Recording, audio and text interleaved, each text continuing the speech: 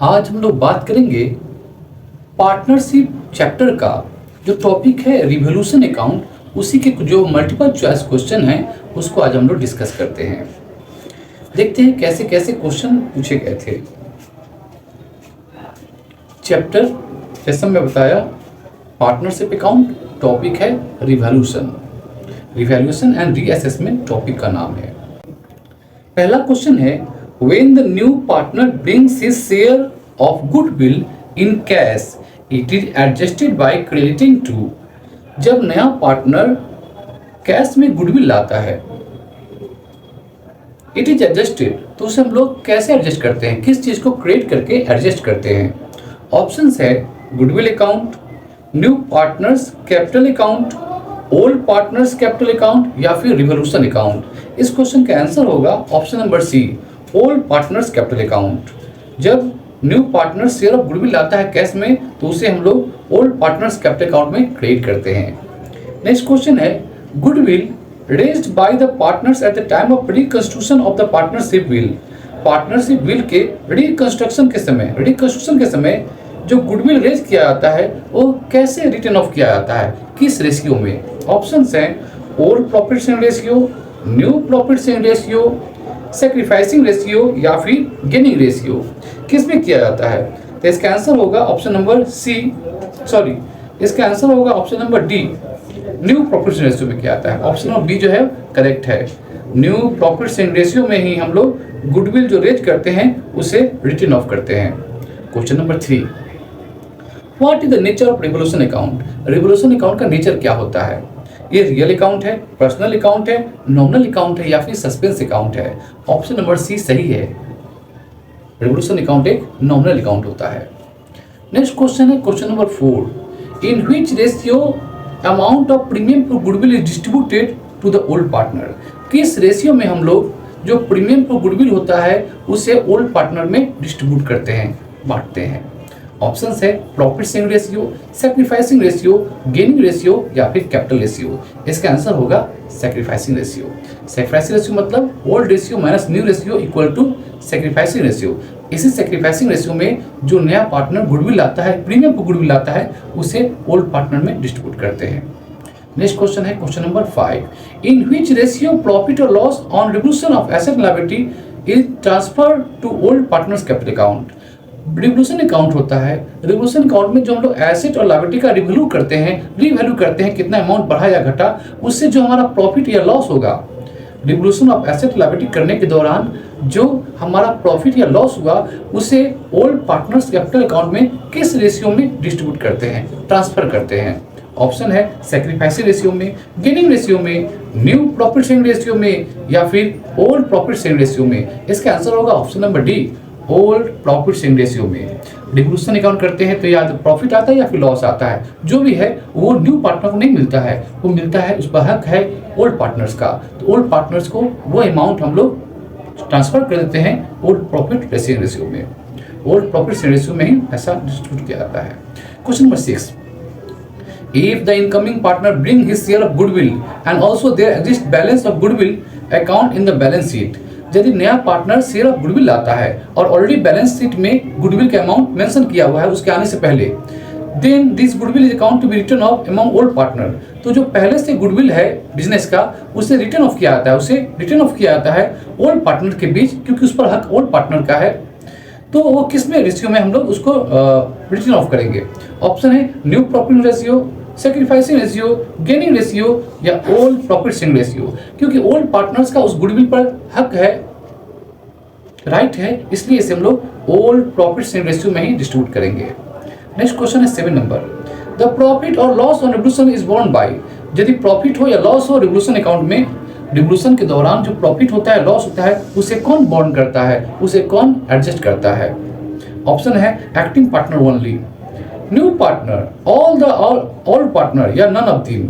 केवल जितने old partner है ऑल द ओल्ड पार्टनर्स उसको बॉन्ड करेंगे, उसको सहेंगे, चाहे प्रॉफिट हो या लॉस हो, उसको रिवोल्यूशन अकाउंट में उसको कौन एडजस्ट करेंगे, केवल all old partners, not new partner. Option number C सही है। नेक्स्ट क्वेश्चन है 8 नंबर, the amount paid by the new partner for acquiring His share in asset और future profit of the firm is called.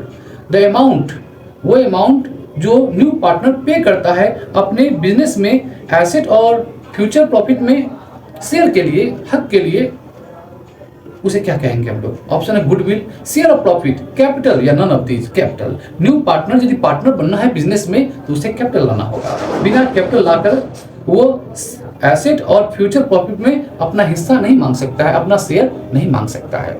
इसलिए answer होगा option number C, capital. Without capital a new partner can't be called a new partner. Next है question number 9. In which ratio undistributed reserve and profit shown in balance sheet?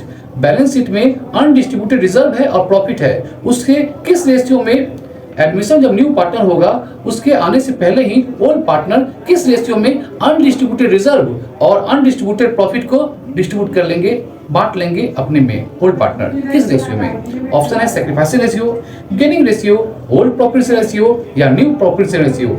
जैसा मैं बताया undistributed reserve और profit जो है वो new partner के आने से पहले से है, उस पर हक केवल ओल्ड पार्टनर्स का है, इसलिए उसे old partners old profit ratio में डिस्ट्रीब्यूट करेंगे। नेक्स्ट क्वेश्चन है question number 10. In which account the balance of investment fluctuation fund after meeting loss of revolution of investment at the time of reconstruction of the fund will be transferred?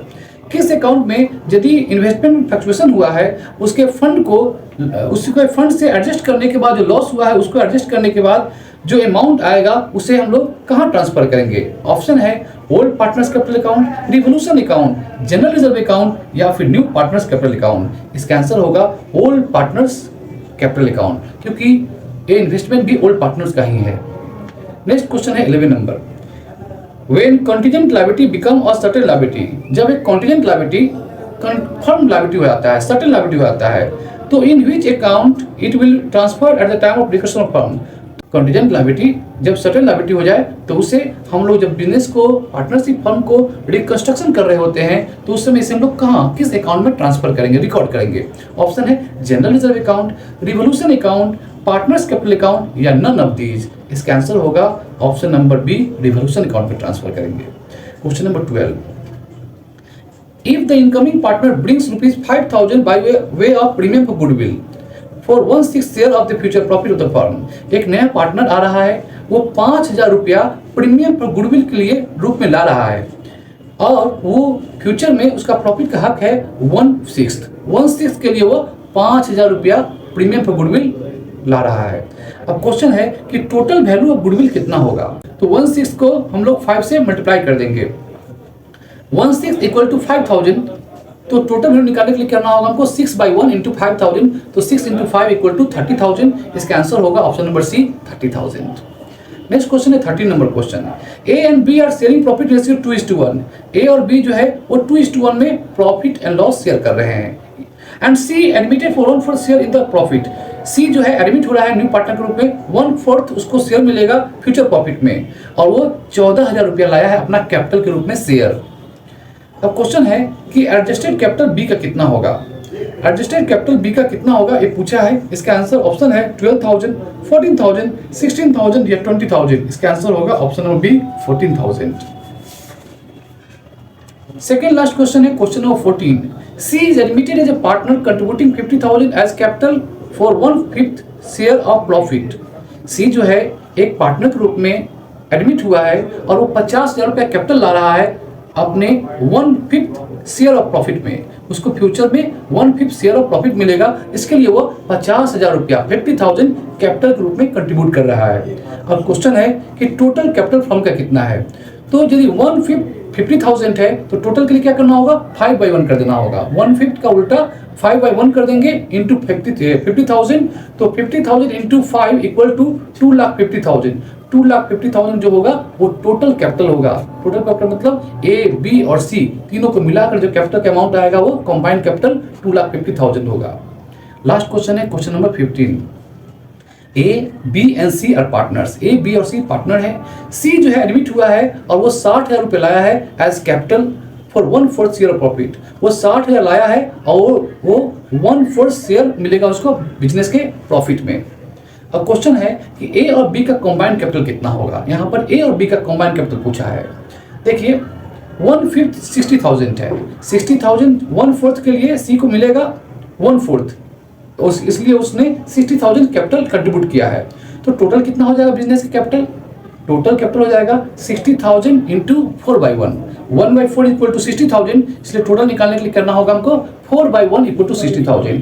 तो 4 into 60,000 2,40,000। इस 2,40,000 में 60,000 सी का है, तो यदि हम लोग 2,40,000 से 60,000 सब्सट्रैक्ट कर देते हैं, माइनस कर देते हैं, तो रिमेनिंग अमाउंट बचेगा 1,80,000। ये 1,80,000 ही कंबाइंड कैपिटल होगा ए और बी का, क्योंकि सी का पहले ही हम लोग सब्सट्रैक्ट कर चुके हैं। तो 1,80,000 जो होगा वो कंबाइंड कैपिटल होगा ए और बी का। ऑप्शन नंबर सी सही है। क्या क्या ऑप्शन थे? 1 लाख, 1,20,000, 1,80,000 या 2,40,000। इसका आंसर होगा ऑप्शन नंबर सी, जैसा मैं बताया आपको 1,80,000। तो आज हम लोग डिस्कस किए टोटल 15 क्वेश्चंस, जो कि पार्टनरशिप अकाउंट चैप्टर का है। टॉपिक है रिवोल्यूशन एंड रीअसेसमेंट का। ऐसे ही मैंने एजुकेशनल बहुत सारे चैप्टर्स को डिस्कस किया है, अकाउंट्स के, कॉस्ट के, टैक्स के। हमारे इस एजुकेशनल टॉपिक्स को देखने के लिए हमारे चैनल से जुड़े रहें, हमारे चैनल को सब्सक्राइब कीजिए और फॉलो कीजिए। थैंक यू, धन्यवाद, जय हिंद।